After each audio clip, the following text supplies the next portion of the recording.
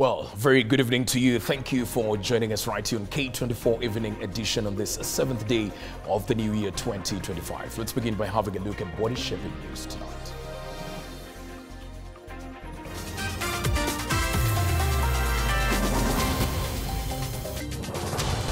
Tonight, learners across the country staring at losing more time in school.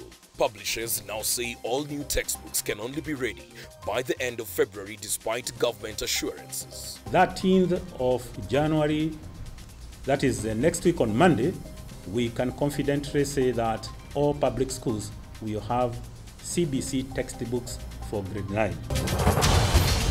Hospitals across the country not doing well. Again, overdue payments and the now defunct National Health Insurance Fund causing financial distress.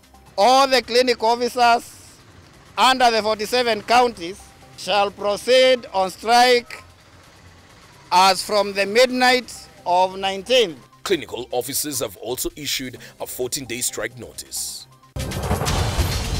Plus, elected leaders now want a special investigation into the spate of abductions, but they don't trust the police. We are calling for the formation of a public commission of inquiry led by an independent body to investigate abductions, politicization of police, resurgence of criminal gangs, land grabbing, and state capture. Kenya's human rights record on knife's edge. Also tonight, imports are now cheaper. Traders raise alarm as the cost of food items soars. Ukiangalia machungwa saa hii inatoka TZ yote. Haya, vitunguu Tanzania. Karibu kila kitu. Mpaka avocado saa hii zinatoka Tanzania. Latest economic report points at a slowdown.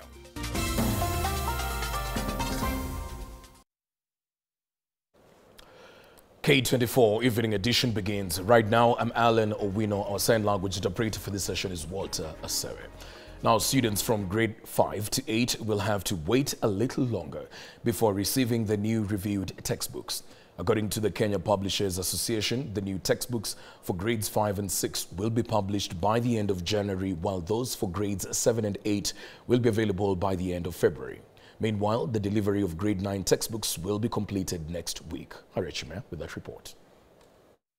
2 weeks after the Kenya Institute of Curriculum Development KICD assured the public that all textbooks had been published except those for grades 7 and 8, the Kenya Publishers Association KPA has now revealed that not only have these books been delayed, but the re-evaluated textbooks for grades 5 and 6 are also yet to be printed. The Vice Chairperson of the Kenya. According to KPA, the revised textbooks for grades 5 and 6 will be ready by the end of this month, while those for grades 7 and 8 will be available by the end of February after KICD finalizes corrections. And the approved books in these areas are currently undergoing corrections by the KICD, after which publishers will proceed to print them in time for schools in late January as well as in February.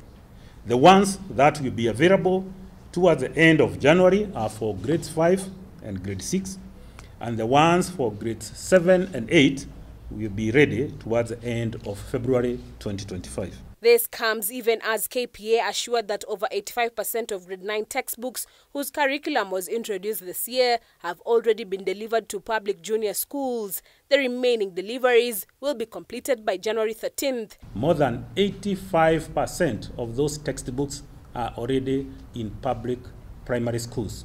The remaining are being distributed within this week, and by the 13th of January, that is next week on Monday, we can confidently say that all public schools will have CBC textbooks for grade 9. The publishers have also guaranteed parents with children in private schools that the textbooks are available in bookstores. And on the question of one subject having different types of textbooks, what the KICD does is in a learning area, it approves a variety of books. You can find, let's say, in grade 3 mathematics, there are about 7 different textbooks approved.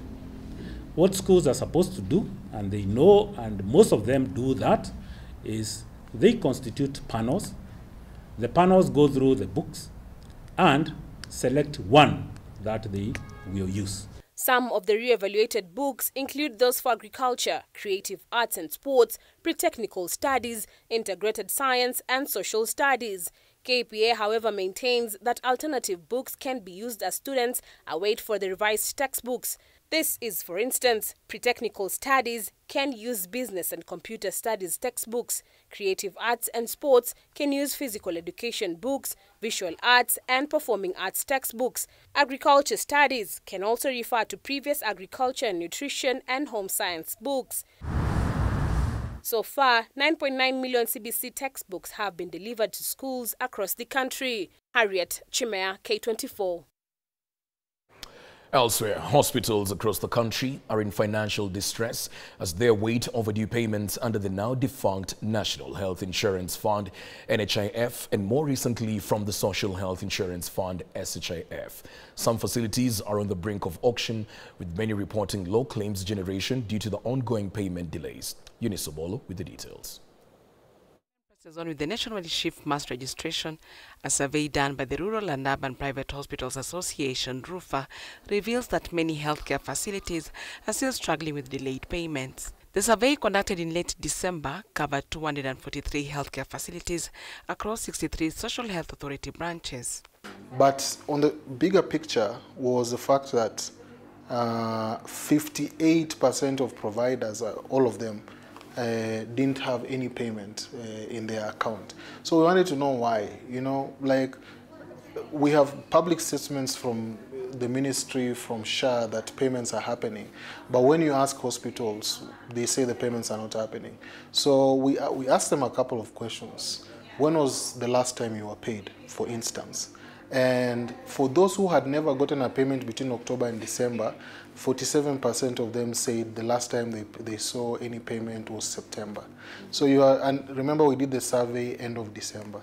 So we were looking at facilities who had been in a cash crunch for about 3 or even more months. So 96% of surveyed facilities reported financial distress, with private facilities being the hardest hit at 98%, followed by faith-based organizations at 90%. 81% of facilities are unable to pay suppliers, while 74% face essential supplies shortages.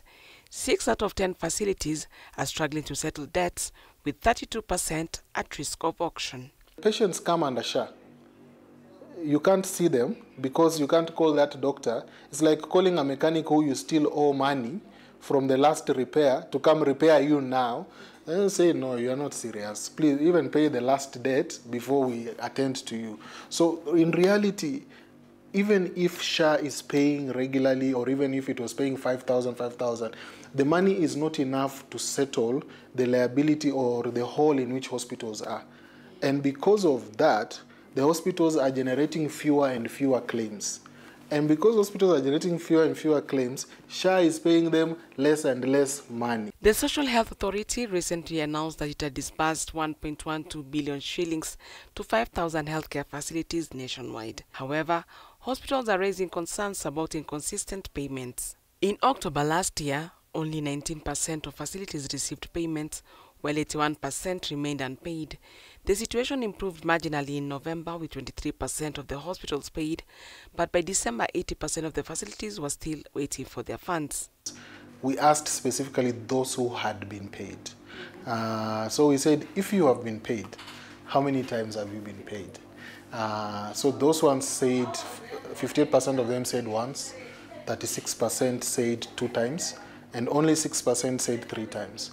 So which showed that the regularity of payments is also a concern. In early 2024, under the leadership of the then Health Cabinet Secretary, Susan Nakumicha, a 10-member committee was tasked with identifying assets and liabilities of the now-defunct NHIF. However, nearly a year later, the report is yet to be published, leaving affected healthcare facilities in limbo. The report. This is a public report. It should be made public. Because as we all know, that the money that was in NHIF, the money in NHIF was not anybody's personal, was not government's money, it was people's personal money. So if my personal money was used to buy land, please show me. If my personal money was used to buy bonds, I want to know. because the money that was in NHIF was contributors' money.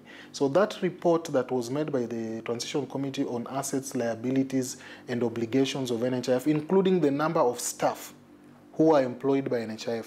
Eunice Omolo, K24 TV. Clinical officers have issued a 14-day strike notice in protest against non-fulfillment of their latest collective bargaining agreement by the government. Led by the Kenya Union of Clinical Officers chairperson, Peterson Washira, the clinicians are among others decrying exclusion from the Social Health Authority empanelment, which bars clinical officers from offering services through the new health scheme. The clinicians now want the Social Health Authority to board to reinstate pre-authorization rights to clinical officers, including specialists, as they are currently obligated to license their facilities with the Kenya Medical Practitioners and Dentists Council. Clinical officers have threatened to stage a nationwide strike starting January 19th unless the government addresses their grievances. The ministry and the county governments have not fully implemented the return to work agreement, given that the deadline for implementation was the first day of September 2024. We have done numerous letters, they have refused to respond. And so we are saying they're in breach of the return to work agreement of the year 2024. In a letter addressed to stakeholders, including the Ministry of Health, the Ministry of Labour and Social Protection, the Council of Governors and the Head of Public Service, the Kenya Union of Clinical Officers cited ongoing discrimination by the Social Health Authority and the violation of a return to work agreement signed after a prolonged strike in 2024. We do not have an end to the impunity in the Social Health Authority, and we do not have full implementation of the return to work agreement of 2024. All the clinic officers under the 47 counties, under the Ministry of Health, under Kenyatta National Hospital, under KUTRH, under Madhari Hospital, under MTRH, shall proceed on strike as from the midnight of 19th. The strike, if it materializes, will add to a series of strikes undertaken by the clinical officers in recent months, bearing the same theme of unfulfilled CBAs and other key provisions. Despite repeated follow-ups, the union contends that both the county governments and the Ministry of Health have failed to implement the provisions of the agreement, which include promotion of clinical officers, conversion to permanent and pensionable terms, and the implementation of a comprehensive medical cover. Additionally, the union alleges that clinical officers are being coerced into licensing their facilities with the Kenya Medical Practitioners and Dentists Council for empanelment, which they claim is contrary to their practice. Now they are saying that you just avoid what the law provides. All the facility registered under that act shall seek a second licensure for them to exist or to be empaneled to offer services under the Social Health Authority. Therefore, consequently, more than 1,000 private facility owned by clinical officers are now not offering services to any patient who is under the Social Health Authority. In December last year, the union called off a 99-day strike following a consensus reached with the county governments. Busara Naman, K24 TV. Well, that report by Busara Naman brings us to a fast break right here on Evening Edition. Stick around, we still have more on the other side of that break.